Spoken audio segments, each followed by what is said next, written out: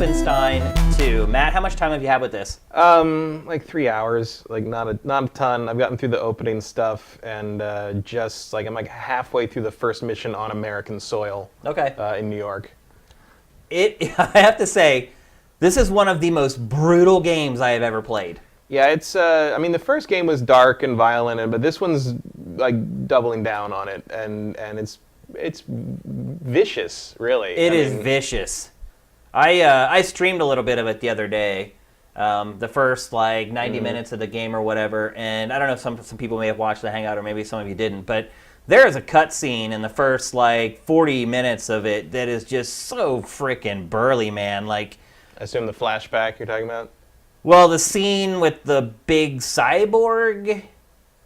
I can't remember if it was a flashback or not. No, I wouldn't. The cyborg would have been. You mean like on with the axe? Well, yeah, okay. See, I thought you were talking about the flashback to his dad. No, that was brutal too. Yeah. But the scene with the axe, man, I literally had to like look away from the screen like 3 different times. Then there was another part where they asked you to shoot a dog. Yeah, that's what I was thinking of. Yeah. Well, they don't ask. Your crazy racist father insists on it, basically. Yeah. You basically learn that B.J. Blazkowicz is the hero he is because his father was not one. Right. Yeah. Like, he's the opposite of his dad. I refused to shoot the dog, by the way, and realized that the game was not going to move forward unless I did shoot the dog. Well, I aimed away from him as much as I could and shot, and then like you got to flip back and like you hear like your father yells at you like, you can't even do that right, kind of thing. Yeah, then he finishes the dog off. I did the same thing. And that's like the first 10 minutes of the game. Yeah, yeah. Like, it's just like, whoa, okay, here we go. I actually closed my eyes when I pulled the trigger of the shotgun. I'm certainly not a violence to animals person, but it was kind of a shitty dog model. Yeah.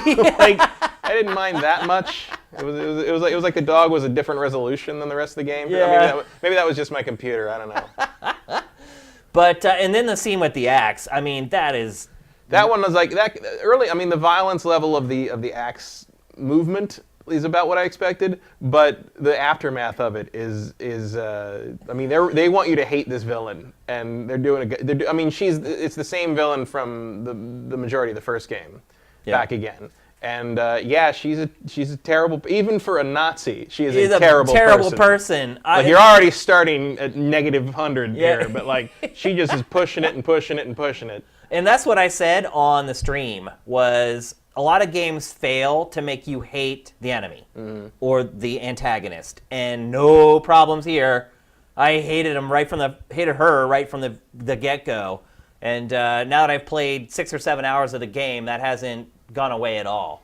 One thing I would say though is I think if people watch the Hangout or were on the stream for that, the game isn't as cinematic as it makes itself out to be at the beginning. Yeah, once you get set loose in New York, it really sort of lets you run a little more. Yeah. And there's more sections where you can sneak through, or you can go through guns blazing. Like, there's a lot more freedom and openness to it than like because early on, I mean, the first level is basically you're on the U-boat in a wheelchair. Yeah. And you play in a wheelchair. Yeah. And then you end up in like the helicarrier thing that the Nazis have, and then like it's a much more folded in experience, that's kind of training you how to play some of the basic elements of the game, and then once you get to America, it seems to open up a lot more. Or at least it feels more like the first game is sort of like kind of, you're still going through a linear path, but there's more choice involved. I mean, I think there's a lot of choice in the level design in general. There's never really just kind of that Call of Duty cattle shoot design. No. There's always kind of branching paths on the outside. It does ultimately take you to the same place. Yeah. And it's not and like, if you don't care it's about not an open world game. No, but if you don't care about collectibles or like, like killing everyone in the room, there are ways to just get around stuff. And, if you want to go full sneaky, it supports that. It does. Although it doesn't make it easy because the enemies are not predictable in this game. They start in the same place, it looks like, if you like reload a save or whatever.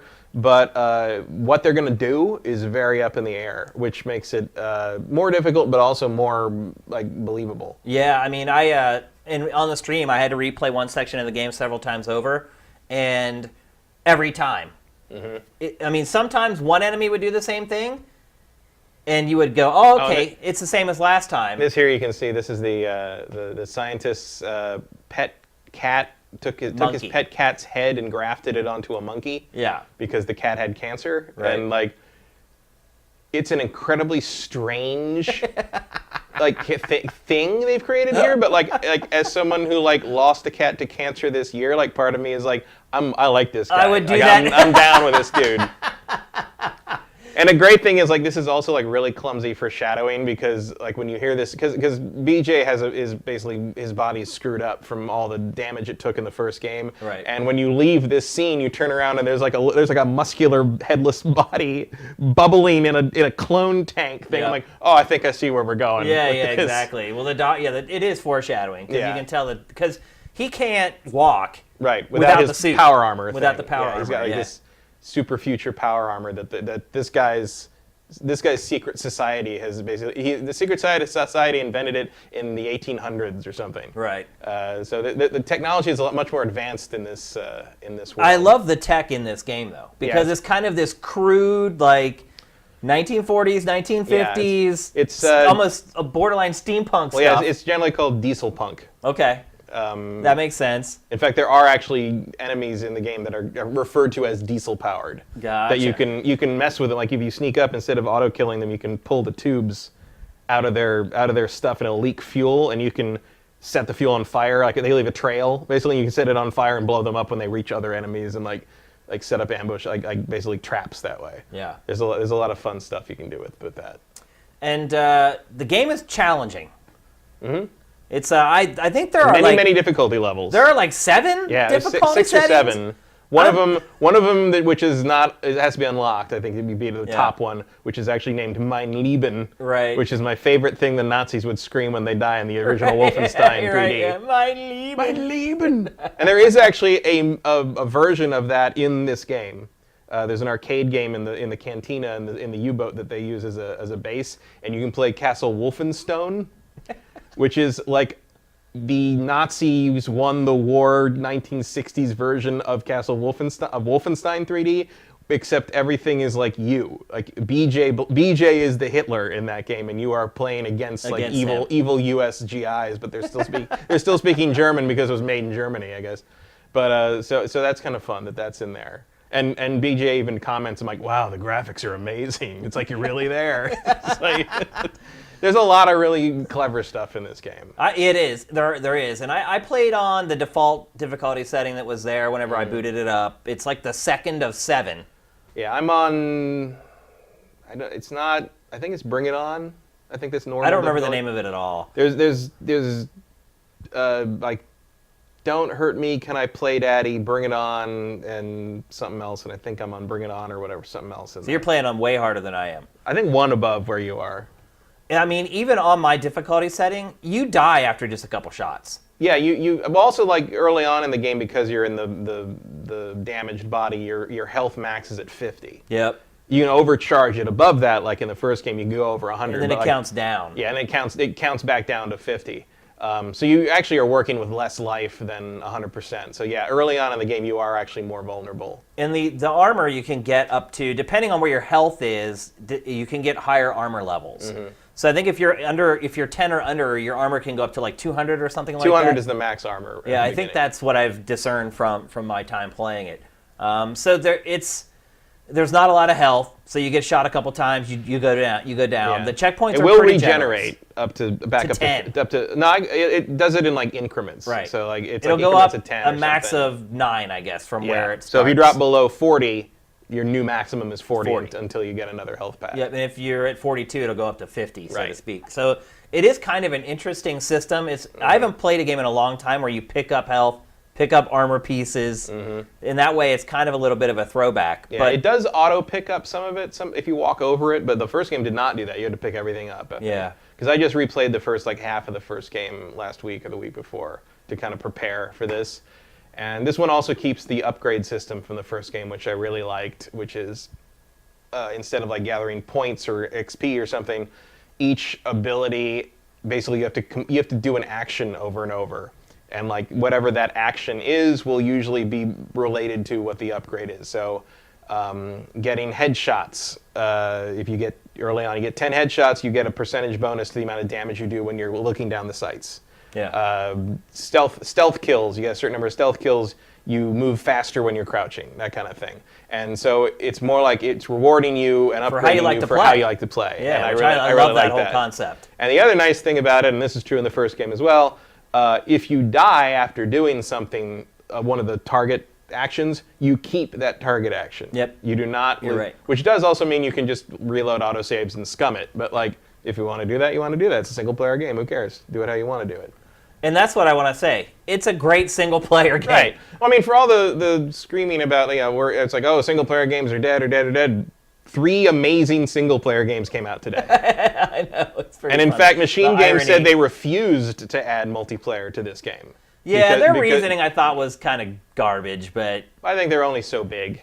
Right, and instead of them just saying, well, we're only so big, Yeah. they try to say, oh, well, take away from the experience or whatever. That's Well, I mean, total baloney. technically they're not wrong, but not for maybe the reasons they might want you to think, I guess. Yeah, but whatever. I mean, I am really, really having a good time with this game. It is hard. I've died a ton of times.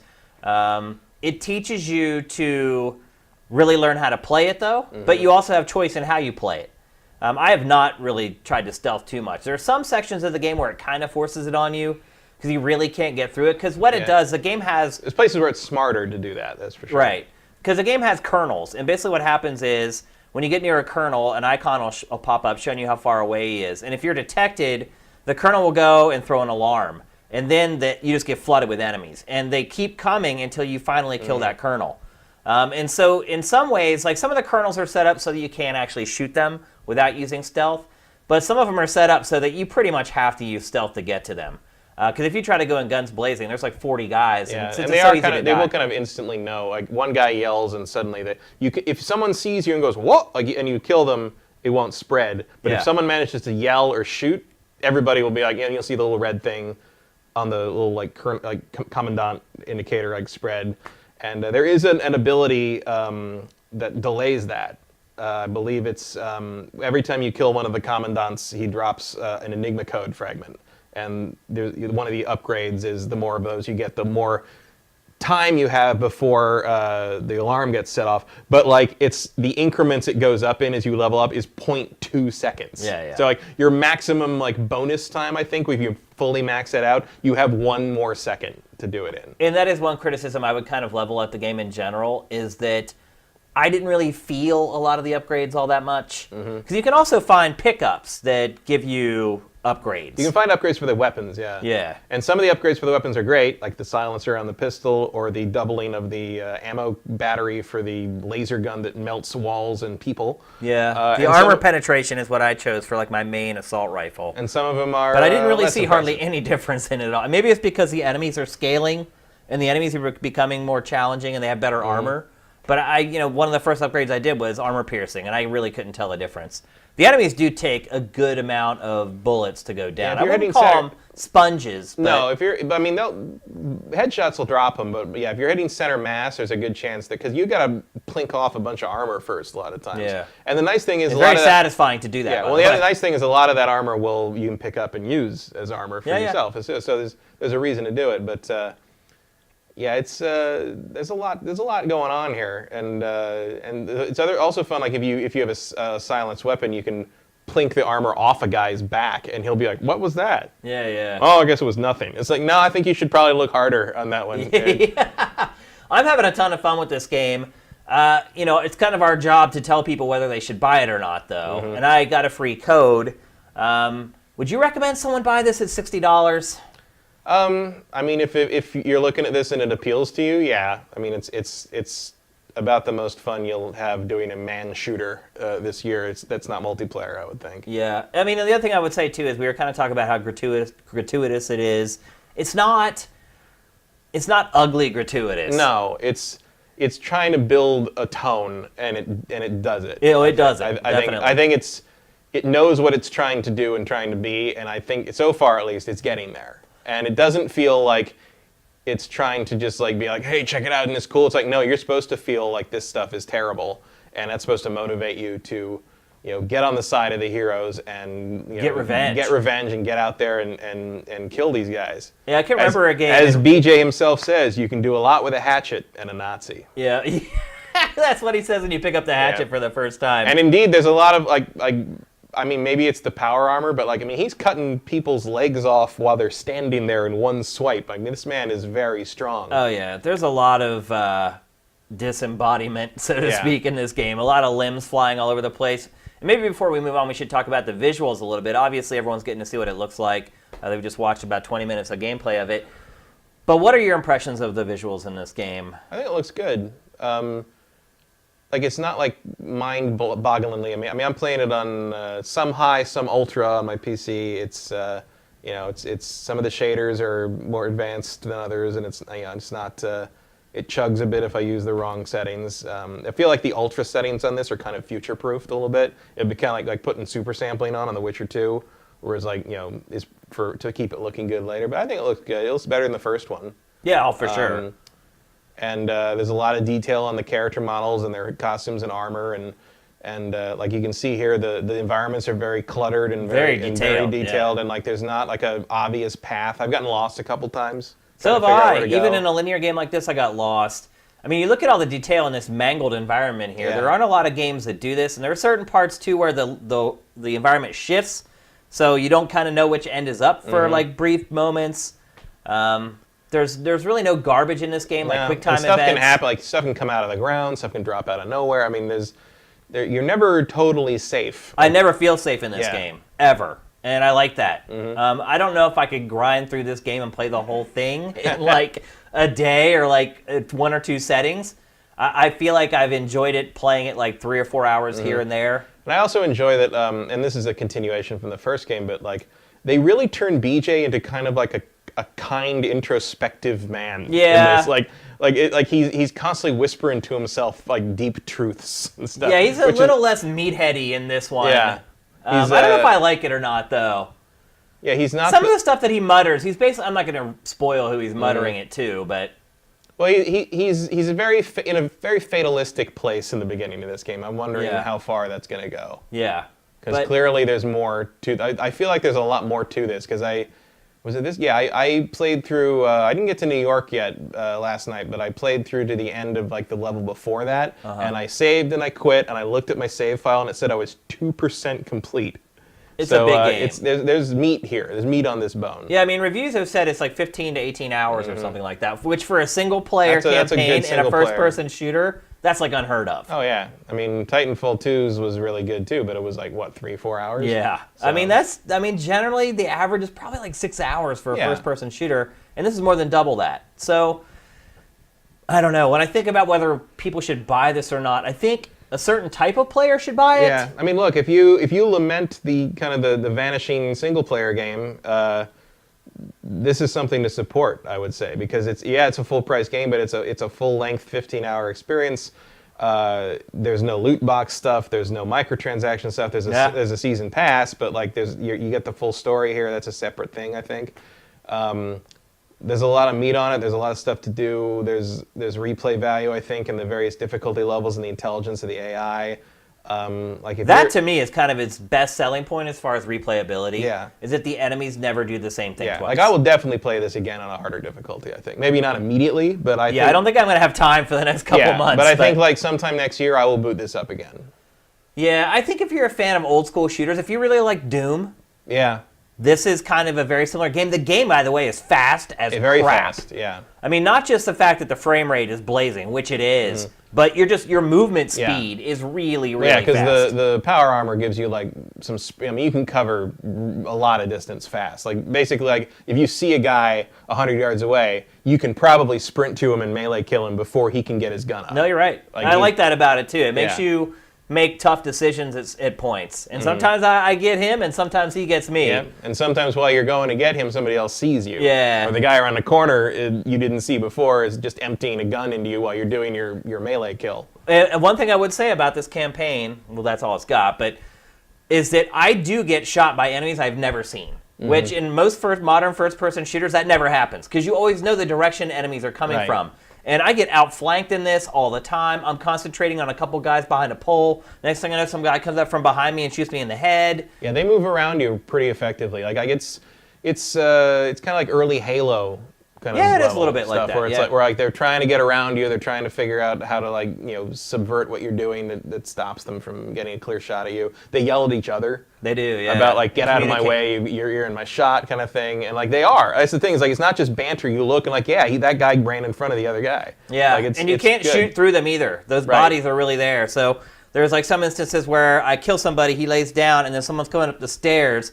I'm trying to shoot him, and there's a body there, and the body is absorbing the bullets. So there's lots of little touches in this game that you normally don't get in these types of shooters. You can tell a lot of love and care went into its development, and a lot of thought went into it. I still would have a hard time telling just anyone to buy it.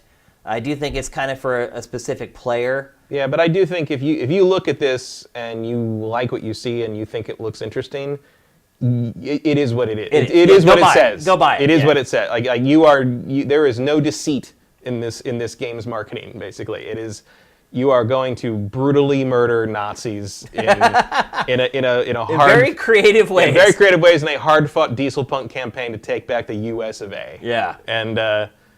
And it gets you going. It's an adrenaline game. I enjoy it. And it's not just even the heart pumping. You have to think a little bit and kind of think about each scenario. And because the enemies aren't doing the same thing every time, you can't just rely on trial and error and just memorizing a pattern. Yeah, dual wielding is not going to get you through all of this. Yeah, on the stream, people were like, dual wield. And I did it for a while, and I realized I was actually kind of at a disadvantage a little bit because I couldn't be quite as accurate. And yeah, dual wielding is a better close quarters.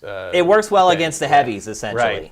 Right. And yeah, if you and I do it a lot because there's a perk you get for killing a certain number of them for that, and it gives you more ammo. You can carry more ammo as you kill. I think it's which 50, you're gonna need if you dual wield. Which of course, but I just like having more ammo. Yeah. So I'm dual wielding a lot early on to try to get that perk leveled up, and I like that. I love that perk system because it gives me a reason to play a certain way that I might not otherwise, because the reward is worth it. I just like any game that rewards you for playing the game the way you want to play it. Yeah. That's a huge deal to me. I hate games that are forcing you to stealth something. It's now, you run out of points here, now you need to start putting your points in stealth or what. I don't like stealth. A game shouldn't tell me how to play it. The game should mold to the style of play that I like, and that's what this game does. So it's great. The game is really great, and I am into these kind of shooters. I'm an old school guy. I've been playing games for a long time. I like shooters like this, so I'm having a blast with it. I really like it. Again, I think a good analogy is Doom. I think if you bought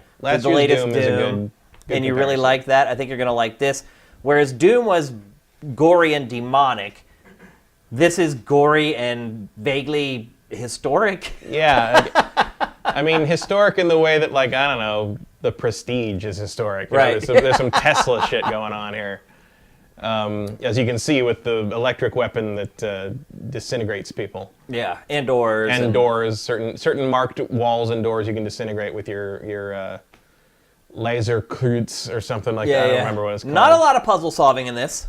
No, you're not finding a lot of keys or stuff like that. Just mostly finding your way is the challenge, and then making sure you kill all the enemies before they kill you. That's kind of where the challenge is. Yeah, so especially if you alert somebody and suddenly you're just gonna get waves of guys pouring in. At the same time, waves of guys pouring in can be an opportunity to build your perks. So True. Depends how you want to approach it. But this is one thing I'll say before we move on is most shooters, what you can do is you can kind of run out into the environment, get everybody chasing you, and then run to a narrow hallway, and then just hunker down and mow them down as they come into the doorway. That doesn't happen in this game. No, they're not dumb enough to follow you. They won't even come into the hallway. They'll sit and hold cover, and you're waiting for them to pop out. And next thing you know, some dude comes from the side and shoots you in the head and kills you. It's completely unpredictable, and I love that. The very first level, there's you can activate these like Tesla style traps that will zap people that go through them, and they'll see a guy run through, and the guy behind him will be like, "Wait a minute!" He won't do it. He'll try to find a way around. Yeah, and very rewarding watching enemies get killed by those traps. I might add. Yeah, there's that, especially when you first run into that scientist guy with Tasset, you run into him in his room where he's zapping guys. Yeah, and while he's talking to you, he turns on the trap to stop the Nazis from coming in. Make sure you watch out the window while that's because 4 groups of Nazis come through and it's hilarious. The various reactions to them figuring out what's happening but still screwing up is great. Yeah, definitely. There's a lot of, like you said, there's a lot of care taken into almost every shot. Every little part of it. Yeah. And it is kind of one of those games where you get to learn every section of it. Mm-hmm. Like a lot of games you just kind of run through them, like Call of Duty's like that. Like after I play a Call of Duty game, I maybe have like 5 or 6 really vivid memories of areas that I was in. After you play an area of this game, you know that area. Mm-hmm. You pretty much know all the cubbies. You know the little places where you can go through like a ductwork and get into another room. Like you really learn it, and it forces you to learn the environment, and I like it. So good stuff, people. I give a thumbs up for Wolfenstein 2, but again, I don't think it's exactly for everyone. And if you're squeamish, don't even think about it. This is the last game that you want to play. Yeah, it's a violent game. It is probably the most violent game of 2017 so far. I can't think of one. I'm not coming up with anything else, so yeah. There may be some little indie game out there that all it is about violence, but this definitely, as far as big budget games are concerned, this is the most over-the-top, most gory and violent game of 2017. I mean, there's a lot of, like, intensity and violence in like Hellblade, but like there's not as much dismemberment. Yeah.